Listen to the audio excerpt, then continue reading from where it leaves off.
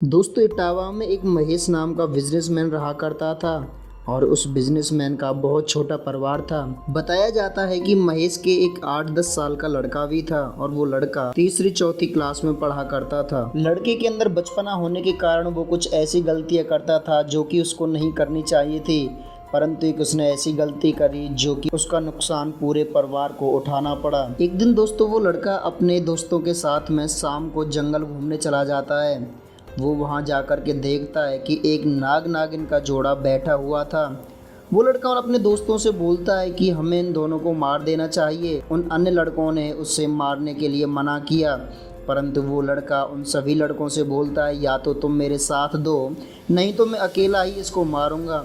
वो लड़के उससे काफ़ी बार बार मना करते हैं, परंतु वो अकेला लड़का उनकी बात को नहीं मानता है। दोस्तों उसने फैसला किया कि मुझे ये नाग नागिन मारने हैं। कुछ लड़के उसकी बात से सहमत हो गए, परंतु कुछ लड़के उसकी बात से सहमत नहीं हुए और अपने घर लौट आते हैं। दोस्तों ऐसा वो लड़का सोच ही रहे थे, उन दोनों नाग नागिन में से नागिन चली जाती है और नाग वहीं बैठा रह जाता है।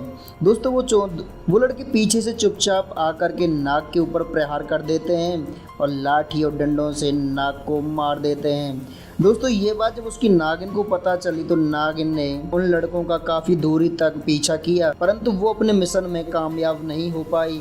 नागिन चाहती थी मैं भी साथ के साथ इन लड़कों को ख़त्म कर देते हूँ, परंतु वो लड़के उस नागिन से भाग गए।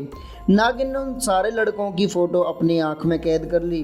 दोस्तों नागिन लौट करके जैसे ही अपने मृत नाग के पास आई तो अपने मृत नाग के शरीर को ले जा करके जंगल में ही पास में एक खाली कुआं था, उस कुएं में ले जा करके चुपचाप से रख देती है और अपने नाक के पास बैठ करके बहुत तेज़ी से रुदन करने लगती है। अपने मन में यही विचार करती है जब तक मैं अपने नाक के कातलों का बदला नहीं ले लूँगी तब तक मुझे शांति नहीं मिलेगी। दोस्तों एक दिन उस नागिन ने सोचा कि अब मुझे काफ़ी दिन हो गए हैं। नागिन सोचती है मुझे अपने मरे हुए नाग का बदला लेना चाहिए। दोस्तों जैसे ही नागिन ने अपनी आंखों में झांक करके देखा तो उन लड़के का चेहरा नागिन के सामने आ गया। ये सब देख करके नागिन का गुस्सा और बढ़ जाता है। दोस्तों नागिन उसी गांव में आ जाती है और आकर के एक जगह छुप जाती है।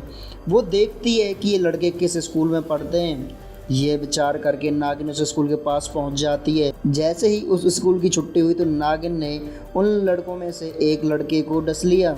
नागिन उस लड़के को डसने के बाद में पुनः अपने जंगल को चली जाती है। नागिन के पीछे पीछे गांव के लोग भी चले जाते हैं। जा कर के देखते हैं तो नागिन एक मृत नाग के पास बैठी हुई थी। जब सब लोगों ने उस कुएं के अंदर झांक करके देखा तो नागिन मनुष्य रूप में आ जाती है और सारी कहानी उन सभी लोगों को बता देती है। ये बात सुनकर के गांव के लोग दंग रह जाते हैं और उस नागिन से क्षमा याचना मांगते हैं। तब उस नागिन ने कहा कि अगर तुम लोग मेरे नाग का दाह संस्कार कर देते हो तो मैं तुम लोगों को माफ़ कर दूंगी, वरना एक एक करके जिन लड़कों ने मेरे नाग को मारा है मैं भी उनसे बदला लेकर के रहूंगी। दोस्तों फिर सभी गांव वालों ने मिलकर के उस नागिन की बात मानी और उस नाग का वहीं अंतिम संस्कार किया। उसके बाद वो नागिन शांति से बैठ जाती है। अगर आपको हमारी ये वीडियो पसंद आई हो तो आप हमारे चैनल को सब्सक्राइब करें और कमेंट बॉक्स में एक बार हर हर महादेव जरूर लिखें। हर हर महादेव।